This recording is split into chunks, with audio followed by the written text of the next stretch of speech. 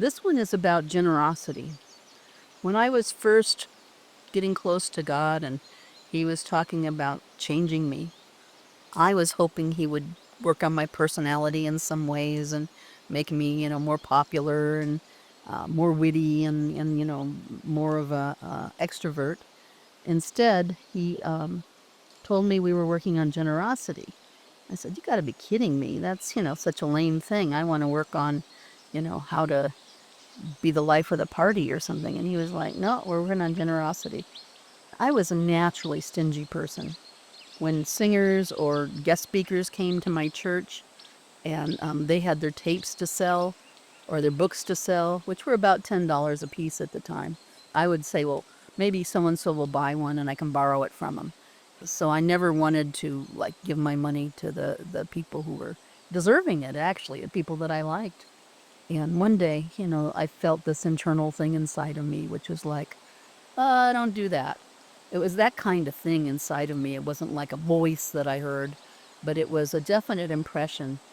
I knew it was like saying to me, when did $10 ever make the difference between you paying your light bill or you eating? He said, come on, you can, cough up $10 here and there and bless the person who's going through all that they're doing. So that started my journey with generosity. Well, actually, there was an experience before that even. I was in a church, and in between Banning and my house in Moreno Valley was a twisty road that we all called the Badlands. But my best friend, who was a wonderful, sweet Christian, Joni Rose, would say to me, "No, that's the Goodlands." She refused to call it Badlands, so we called it the Goodlands. It's before cell phones. It's in the late 70s. I couldn't call anybody if I'd had a breakdown.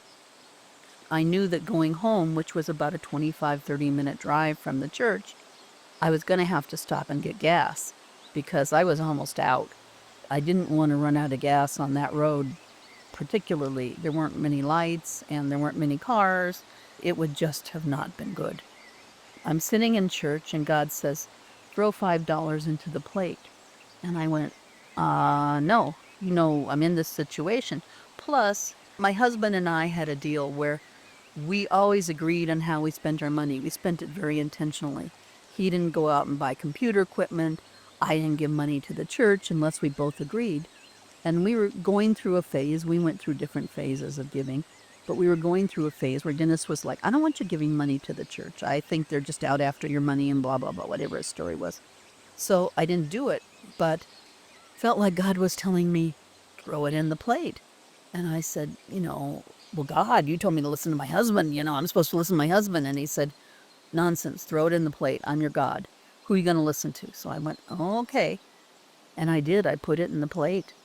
And my mind was just going on tilt because I thought, I'm going to run out of gas. And what am I going to say to my husband when he has to come and get me? Because I find somebody with a phone and I'm going to say, "I didn't listen to you and I put the money in the plate at church." And, I didn't want to do that. That would be horrible.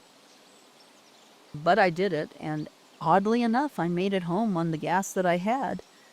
That was my first, real experience with listening to God. And He had said, "We're working on generosity." And that was, a real beginning. That was harder for me than giving lots of money away later. It was harder for me to give that $5 than anything else. Then later I would give, money to people who spoke and things like that.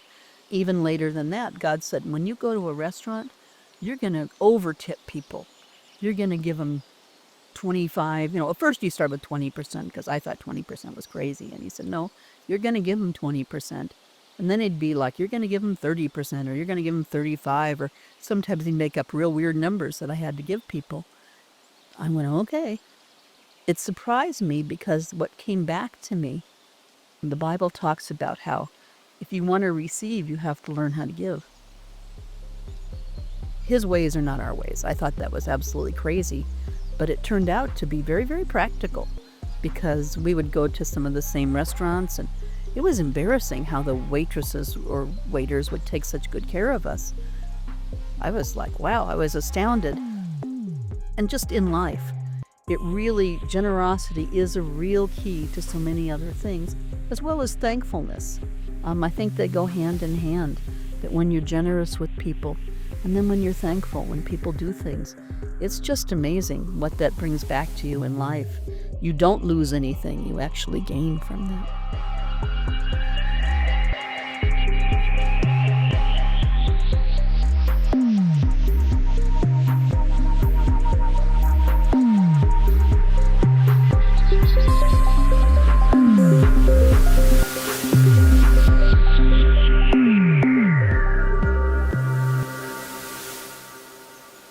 Thanks for listening.